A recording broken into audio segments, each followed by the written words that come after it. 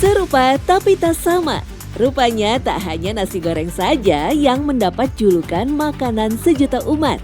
Kuliner praktis dan ekonomis yang masuk dalam daftar makanan terenak di dunia ini ternyata juga telah melahirkan menu baru yang tak kalah nikmatnya. Ya, nasi Magelangan. Berbahan utama nasi, Magelangan tentu sudah sangat akrab dengan masyarakat Indonesia. Mau dimakan kapanpun, Magelangan rasanya tak pernah mengecewakan. Jadi apa sebenarnya rahasia nasi Magelangan hingga sampai disebut sebagai makanan yang istimewa? Kalau nasi goreng itu cuma nasi, telur, sama ayam doang, itu dimasak. Kalau nasi Magelangan itu lebih komplit, ada campur sayuran, telur, kekean, terus itu bakmi. Jadi kesimpulannya itu Magelangan itu nasi goreng campur bakmi. Karena ada penambahan aneka bahan dan bumbu, nasi Magelangan tampil dengan porsi yang lebih banyak dari nasi goreng pada umumnya. Perpaduan unik nasi dan mie pun membuat semakin kaya rasa dan harganya tetap ramah di kantong. Tak heran kuliner yang identik dengan penjual gerobakan ini menjadi favorit semua kalangan. Mulai dari anak kos, pekerja kantoran, sampai keluarga. Kenyangin sih, tapi tuh enak. Penyelamat banget deh buat anak kos. Wah iya mas, nasi Magelangan itu udah jadi favorit saya banget dari zaman kuliah. Lalu, dari manakah menu nasi Magelangan tercipta? Benarkah sesuai namanya, nasi bakmi goreng ini berasal dari Magelang, Jawa Tengah? Agus yang sudah belasan tahun berjualan nasi Magelangan menceritakan asal-usul makanan bercita rasa pedas manis ini. Menurut Agus, nasi Magelangan justru bukan berasal dari Magelang. Setahu saya itu dari Jogja.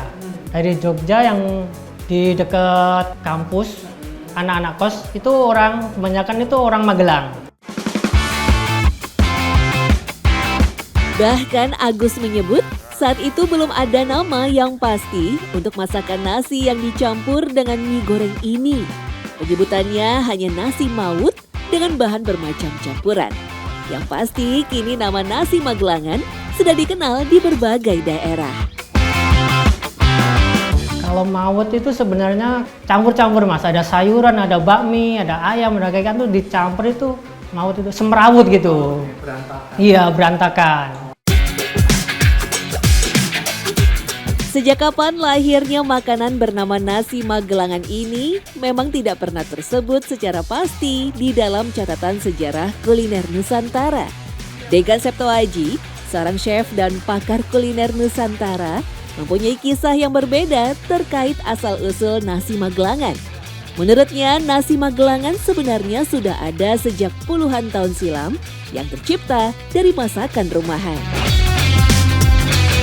Kalau menurut saya itu sebenarnya bukan dari Magelang atau dari Jogja ya. Kalau menurut saya sih lebih dari rumah masing-masing keluarga gitu ya, nggak, karena ibu-ibu kan selalu dulu masak makanan sisa yang ada di kulkas, ada di rumah.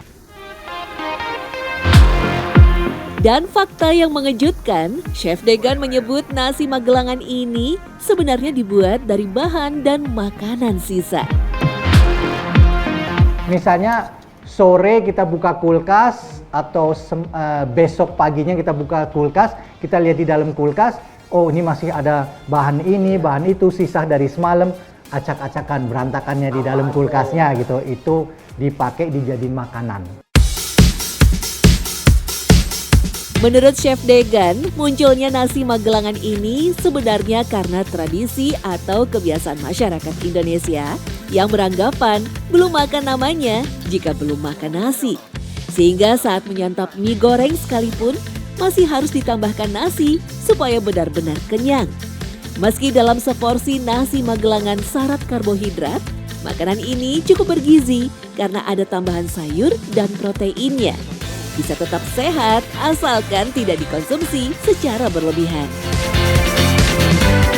Nasi goreng itu dasar karbonnya nasi, kemudian ada lauk lainnya, ada protein lainnya gitu. Kalau ini karbonnya ada 2, jadi nasi dan mie. Ya.